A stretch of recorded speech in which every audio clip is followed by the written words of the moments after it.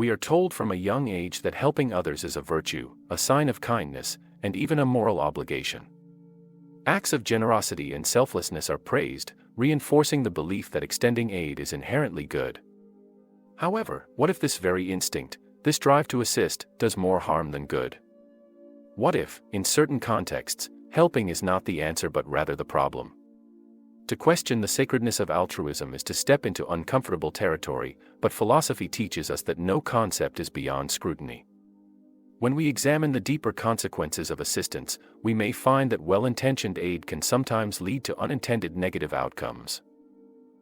The paradox of aid has long been debated by great thinkers. Friedrich Nietzsche warned against pity, calling it a weakness that robs others of their dignity. According to Nietzsche, pity places both the helper and the helped in an imbalanced relationship, where the one receiving assistance is subtly diminished. Jean-Paul Sartre, an existentialist, argued that true freedom comes from self-reliance, not dependence on the goodwill of others. He believed that when individuals rely too much on external help, they risk losing their autonomy and sense of responsibility. Even ancient wisdom suggests that excessive assistance can cripple rather than empower. Many traditions emphasize the importance of resilience, implying that too much external intervention may weaken the very person it aims to strengthen. The parable of the butterfly is an ancient tale that captures this truth. A man finds a cocoon with a struggling butterfly inside. Out of kindness, he carefully cuts the cocoon open, expecting to help. But instead of flying, the butterfly's wings remain weak and underdeveloped. What the man failed to understand was that the struggle itself was necessary. It was through its own effort that the butterfly gained the strength to fly. This metaphor applies to human development as well. When we remove struggle, we remove the opportunity for growth. Without challenges, individuals cannot develop the resilience, perseverance, and strength needed to navigate life independently. Helping, when done without wisdom, creates dependency. Lao Tzu, the great Taoist philosopher, argued that the highest form of assistance is teaching others to help themselves. He famously stated, "Give a man a fish, and you feed him for a day. Teach a man to fish, and you feed him for a lifetime." The more we intervene in another's struggle, the more we deprive them of their growth. If a person is constantly saved from hardship, they never develop the skills to overcome difficulties on their own. This principle extends to parenting, education, and even economic policies. Assistance should be given in a way that fosters independence rather than reliance. Take the economic theory of moral hazard. When people are shielded from the consequences of their actions, they take greater risks. This concept is often discussed in financial markets, where institutions that are bailed out repeatedly by governments have little incentive to manage risks responsibly. Similarly, parents who constantly rescue their children from the consequences of bad decisions may unknowingly encourage irresponsibility.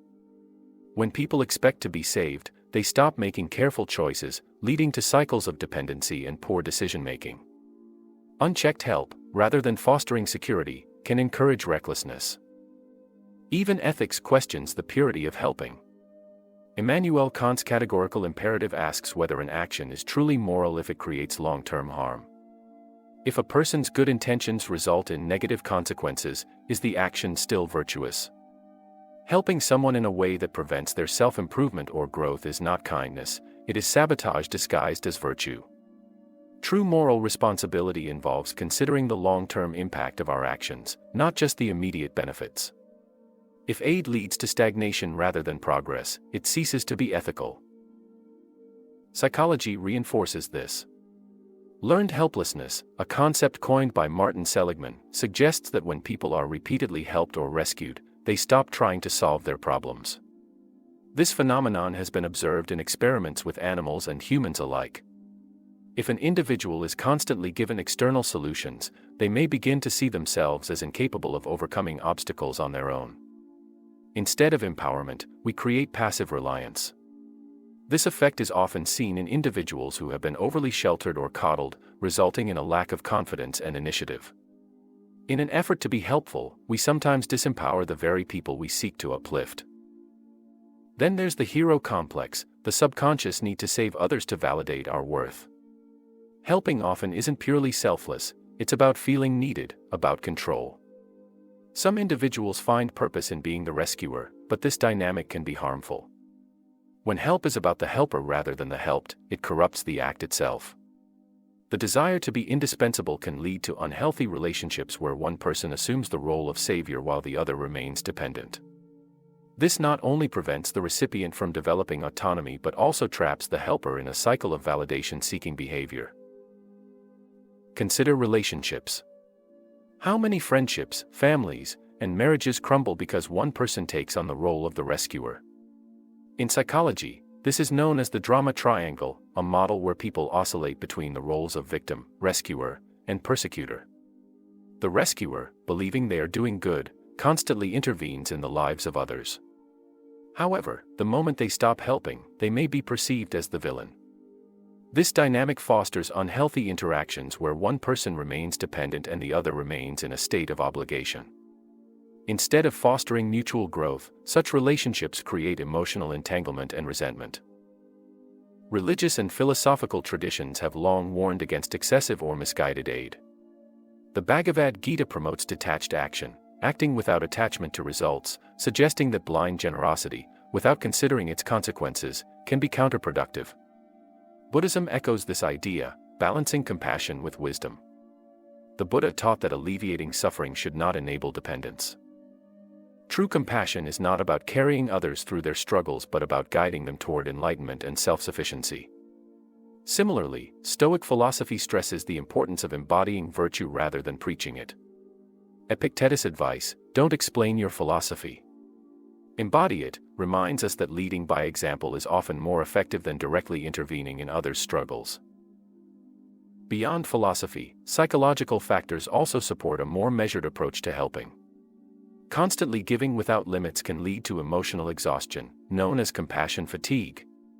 Caregivers, social workers, and even ordinary individuals who feel obligated to help repeatedly often find themselves drained, unable to function effectively. This depletion benefits no one. An empty vessel cannot pour water. Helping should be sustainable, both for the giver and the receiver. When assistance is habitual rather than strategic, it can create an unhealthy dynamic where one party becomes dependent and the other becomes overwhelmed. Sustainable help involves knowing when to step back, allowing the recipient to develop resilience. This principle is evident in tough love, a concept that suggests real care sometimes requires allowing others to struggle. Growth requires discomfort, as demonstrated in nature. Wolves teach their cubs to hunt by forcing them to practice, not by feeding them indefinitely. Birds push their chicks out of the nest, compelling them to fly. These are not acts of cruelty but of necessity. Without struggle, survival is impossible. Human development follows the same logic. Without challenges, people do not grow stronger. Shielding others from hardship may feel kind in the short term, but it often hinders their long-term growth. Even economics supports this perspective. Milton Friedman argued that excessive aid distorts incentives and weakens long-term development.